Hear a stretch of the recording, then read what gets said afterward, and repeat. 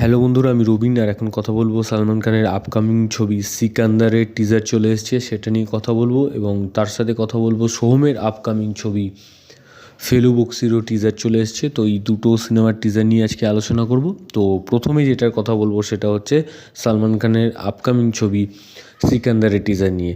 তো এই সিকান্দার ছবিটি আসতে চলেছে আগামী 2025-এর ঈদের সময়। তো এই টিজারটা কীরকম হলো? তো টিজারটা কিন্তু দুর্ধর্ষ একটা টিজার হয়েছে, যেরকম আমরা সালমান খানের কাছ থেকে এক্সপেক্ট করি, তো সেরকমই কিন্তু একটা দুর্ধর্ষ টিজার হয়েছে। তো আমরা দেখতে পাচ্ছি টিজারের মধ্যে যে সালমান খান একটা মিউজিয়ামে ঢুকছে, যেখানে অসংখ্য বন্দুক রয়েছে সেই মিউজিয়ামটার মধ্যে, এবং আমরা দেখতে পাচ্ছি সেই পুরোনো দিনের যে যোদ্ধারা থাকতো যেই কস্টিউম পরে, সেরকম কস্টিউম পরে কিছু যোদ্ধা ওখানে দাঁড়িয়ে আছে, এবং সালমান খান আস্তে আস্তে সেই মিউজিয়ামের ভেতরে ঢুকছে, এবং ঢোকার পর সেখানে একটা ডায়লগ হচ্ছে যে আমার পেছনে অনেক লোক, কিন্তু খালি মুখটা ঘোরানো বাকি।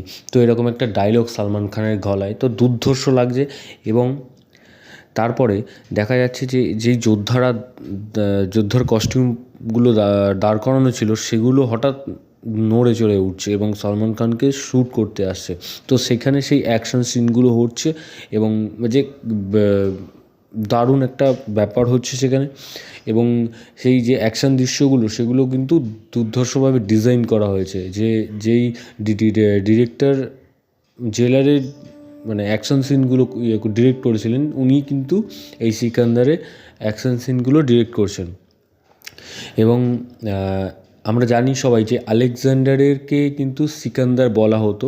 তো হয়তো সেই কারণেই যে সেইখানকার কোনো রেফারেন্স এই সিকান্দার সিনেমার মধ্যে থাকতে পারে কি না, সেটাই এখন দেখার বিষয়। কিন্তু তার একটা ঝলক কিন্তু আমরা পেলাম, এই যে যোদ্ধারা যারা মানে যোদ্ধার কস্টিউম পরা যারা সালমান খানকে মারছে, তো এখানে কিন্তু একটা রেফারেন্স আমরা দেখতে পেলাম। তবে সিনেমার ভেতরে কী আছে সেটা এখন টিজার ট্রেলার এলেই আরও জানা যাবে। তবে এইখানে যে এই যে এন্ট্রি নিচ্ছে যখন সালমান খান এই মিউজিয়ামের ভেতরে, তখনকার যে বিজিএম, দুর্ধর্ষ কিন্তু বিজিএমটা, এবং এখানে একটা পাঞ্জাবি গান শোনা যাচ্ছে। তো সেই গানটা যে খুব ভালো হয়েছে সেটা আমি বলবো না, মোটামুটি হয়েছে। এবং এই মিউজিক দিয়েছেন হচ্ছে প্রীতম। এবং এই সিনেমাটার মধ্যে কালার কালেকশন, বিজিএম এবং সালমান খানের যেরকম ডায়লগ আমরা চাই, বা যেরকম ধরনের তার প্রেজেন্টেশন চাই স্ক্রিনে, সেরকম একটা প্রেজেন্টেশন হয়েছে। এবং আমার মনে হয় যে এই যে টিজারটা এসছে, এটা কিন্তু হয়তো আলাদাভাবে শ্যুট করা হয়েছে, মানে সিনেমার কোনো অংশ কিন্তু এই টিজারটা নয় আমার মনে হচ্ছে। তো যেভাবে টিজারটাকে করা হয়েছে, তো বেশ ভালো লাগছে। এবং ঈদে আসলে দেখা যাবে, এবং সালমান খানের অ্যাকশান দেখার জন্য তো অবশ্যই আমরা মুখিয়ে থাকি। তবে দেখা যাক আরও কী আপডেট আসতে থাকে, তোমাদের দিতে থাকবো। তো পরবর্তী আপডেট হচ্ছে সোহম চক্রবর্তীর আপকামিং ছবি ফেলু বক্সিকে নিয়ে। তবে এটা একটা ডিটেকটিভ ছবি হতে চলেছে, মানে যেরকম ধরনের আমরা ব্যোমকেশ বক্সি দেখি বা ফেলুদাতে দেখি, তো সেরকম ধরনেরই কিন্তু একটা মানে ছবি দেখতে চলেছি। যে একটা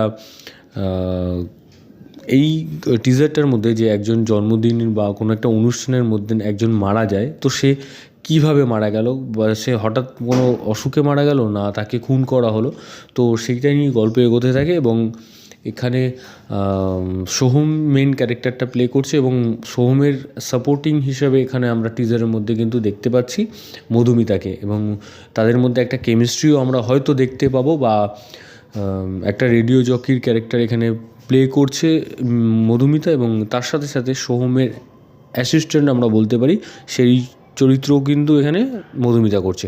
কিন্তু এখানে পোস্টারের মধ্যে আমরা দেখতে পাচ্ছি বাংলাদেশের অভিনেত্রী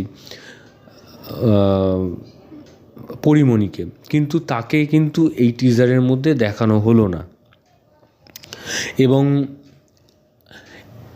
এই রকম ধরনের গল্পের মধ্যে একটা যে আলাদাভাবে কিছু খুঁজবো সেরকম কিন্তু নয়, তবে হয়তো আলাদা কিছু হতেও পারে, কারণ টিজারটার মধ্যে আমরা জাস্ট দেখতে পাচ্ছি মধুমিতার ক্যারেক্টারটাকে, কিন্তু এখনও আমাদের পরিমণির ক্যারেক্টারটা দেখা বাকি আছে।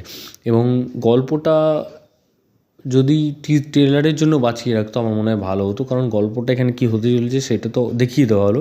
কিন্তু আমার মনে হয় এই টিজারটার মধ্যে যদি মধুমিতার সাথে বা পরিমণির সাথে যে কী মানে কীরকম তাদের কেমিস্ট্রিটাকে টিজারে তুলে ধরা হলে ভালো হতো, এবং পরবর্তীকালে ট্রেলারে এই ঘটনাটাকে পুরোটা হয়তো কিছুটা করলে আমার মনে হয় ভালো হতো। তবে এই যে ফেলু বক্সি এই নামটা কিন্তু এই দুটো যে ব্যোমকেশ বক্সি এবং ফেলুদা তাদেরকে কম্বিনেশন করেই এই নামটাকে রাখা হয়েছে, এবং এই যে একটা টার্গেট অডিয়েন্স কিন্তু রয়েছে এই সিনেমার, কারণ আমরা জানি যে ফেলুদা বা ব্যোমকেশ বক্সির সিনেমা মানেই একটা হিট হবে, এবং তাদের কিন্তু একটা টার্গেট অডিয়েন্স রয়েছে। এবং সোহম চক্রবর্তী যেরকম ধরনের সিনেমা করতেন বা এখন যেরকম ধরনের সিনেমা করছেন, শাস্ত্রীর মতন সিনেমা বা উইন্ডোজের সাথেও আমরা একটা সিনেমা হয়তো দেখতে পাবো, বা এখন এই ফেলু বক্সি, তো আস্তে আস্তে সেও একটা আরবান অডিয়েন্সকে ট্যাপ করার চেষ্টা করছে। তো দেখা যাক কী হয়। তো এই সিনেমাটা আর ট্রেলার এলে আরও বলা যাবে যে কী হতে চলেছে, পরিমণির ক্যারেক্টারটা কী। তো ভিডিওটা তোমাদের যদি ভালো লেগে থাকে তোমরা কমেন্ট সেকশনে কমেন্ট করে জানিয়ে দাও, এবং সাবস্ক্রাইব করো চ্যানেল পে বাংলা পিবি, এবং বেল আইকনে ক্লিক করতে বলো না। বেল আইকনে ক্লিক করলে তোমরা সবার আগে নোটিফিকেশন পেয়ে যাবে। ধন্যবাদ।